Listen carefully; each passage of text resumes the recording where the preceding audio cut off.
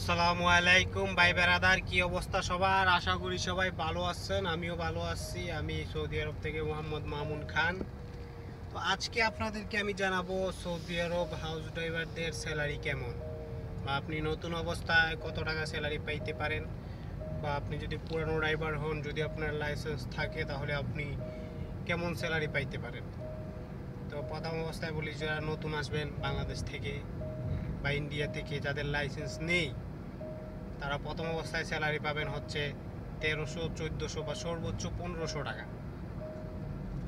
আর যারা পুরাতন, একবার আসিলেন, এসে আবার গেছেন, আবার আসবেন, তাদের কথা তো বইলা লাভ নাই। তারা যত নিতে পারে, মনে করেন সর্বনিম্ন 1500, 1600, 2000, 2500 টাকা পর্যন্ত পুরানদের স্যালারি হয়ে থাকে। ঠিক আছে, তো আশা করি বুঝতে পারছেন নতুন পুরানদের কীরকম স্যালারি হয়।